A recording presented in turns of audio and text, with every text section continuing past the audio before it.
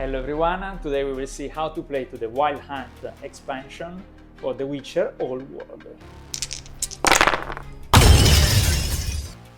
First of all, this expansion is made to play solo until 5 players. And in this tutorial I'm going to use the Deluxe Edition, which include miniature for all the 4 horsemen and the hound. Nitral, Imlerit, Carantir and Eredin. The game introduced by this expansion is different in many ways, but still share a lot of components from the base game. The Wild Hunt expansion transformed the base game into a fully cooperative game. No more Witcher vs Witcher, just monsters battle and the hunt for the Red Riders from the Witcher saga. The expansion introduced several new elements and is different in many ways while still sharing many elements with the base game. As mentioned, Wild Hunt is a cooperative game. All Witchers team up against monsters, the hounds, controlled by the Red Riders, and the Riders itself. But during each game, the Witchers will face a single member of the Wild Hunt in an epic battle at the end of the game, after 6 or 8 rounds. And all players win or lose all together. By the way, for those that aren't familiar with the Witcher's lore, the Wild Hunt, or Red Riders, are a group of 4 spectral knights who travels the world pursuing elven bloodlines and capturing slaves. So, here what to do before to start.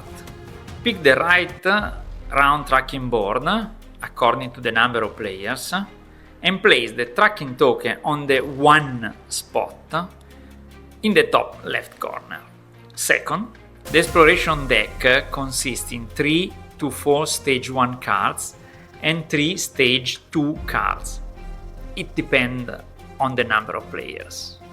Then, as a third step, choose the Wild Hunt character you want as a final boss and place it on a random location, mountain location, selecting the location in the usual way, picking up a random trail token.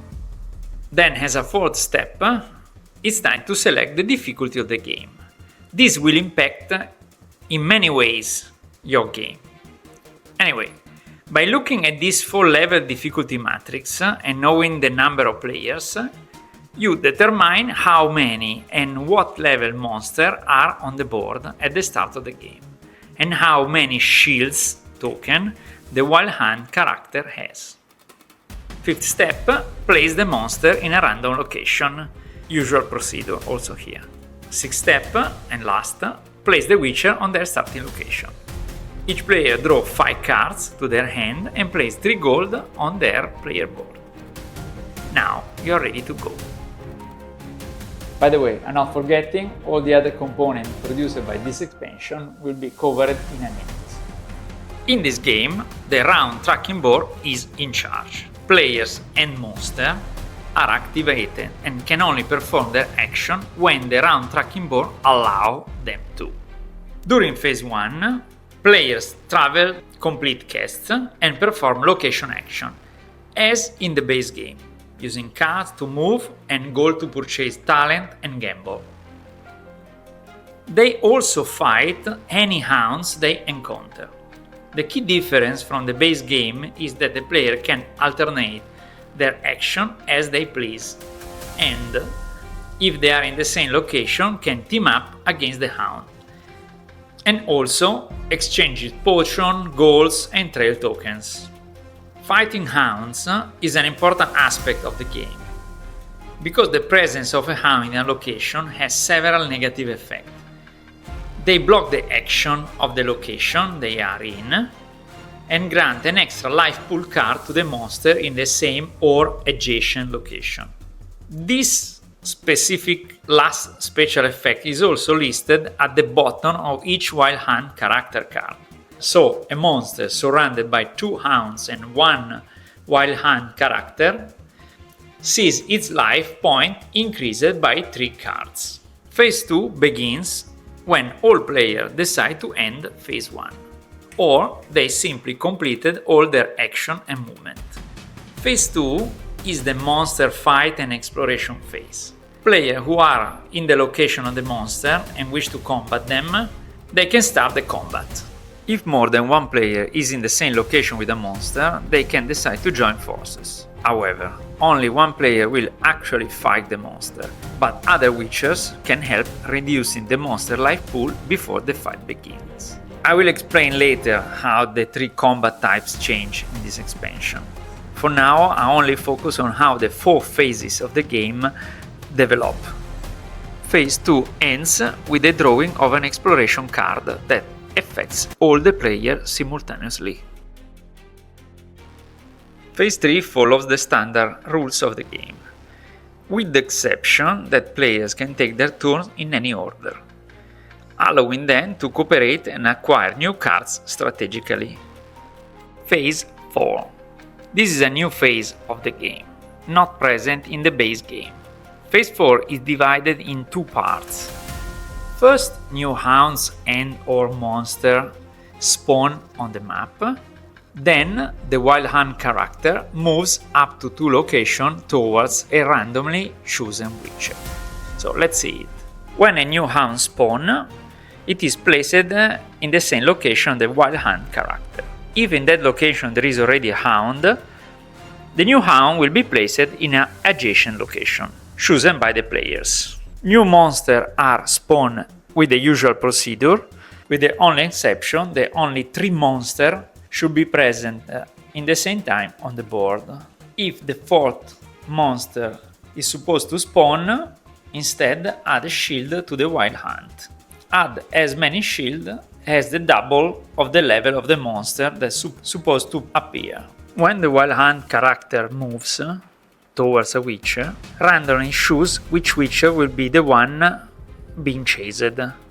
And if the Red Rider enters a location with 1 or more witchers, his special ability activates. This terminates the first round. The tracking token is moved to the next row and a new round begins. The game continues for 7 or 8 rounds until the final smackdown with the Red Rider here. And now is the time to see how the 3 types of fights change. During Phase 2, witchers can fight monsters. If 1 or more witchers are in the same location as a monster, they can team up and attempt to defeat or drive away. In reality, only 1 witcher fights a monster, the other just supports it. Supporting a witcher involves discarding any number of cards from your hand, which trigger 2 different effects. First, the monster life pool total is reduced by the number of cards discarded. Second, the fighting witchers draw a number of cards equal to the number of cards discarded by the supporting witchers. This should make the fight between witcher and monster easier. In return, the supporting witcher gains the trophy of the supported witcher school. Fighting hound, it is possible during Phase 1. Fighting a hound does not stop a witcher's movement, as long as the witcher has cards and interest in moving on the game board. In fact, a witcher may fight different hounds in the same round. If 1 or more witchers share the same location as a hound, they may decide to fight it together. Combat in this case is solved in 2 steps. First, check the hound stat cards. According to the number of a player and the level of the hound, it determines how many shields the witcher has to lose before the combat starts and how many cards he needs to draw. Then it's time to fight the hound. So all the fighting witchers play a single combo where only the hit and the shields symbols are taken in consideration. All the others are ignored. If the total number of the hits inflicted by all the witchers exceed the hound life pool, the hound is defeated. And each additional hit is used to reduce the wild hunt shield by the same amount. So defeat a hound means also reduce the strength of the wild hunt character. In this case, the players also gain the random bonus indicated on the back of the hound's tokens. One of these. The final battle against the wild hunt character is the final act of the game. All players will move eventually their witcher in the wild hunt location, and an epic fight will happen. In preparation of the fight, shuffle 16 monster attack cards and the 4 special attack cards of the wild hunt character, and flip the wild hunt card to the B side to show the abilities available for this character during the fight. Witchers prepare in the usual way.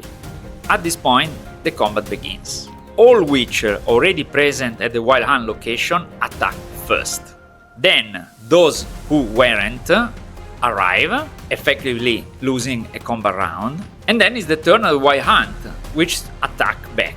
And the combat continues in this way, alternating until the wild hunt is defeated or all the witchers are knocked out. It's important to remember the wild hunt shield are hit first. If the witchers altogether manage to reduce to 0 the shield of the wild hunt character and his life pool, the battle is won. That's all for today. If you like the video, put us a like, and if you want more content like this, subscribe. Ciao!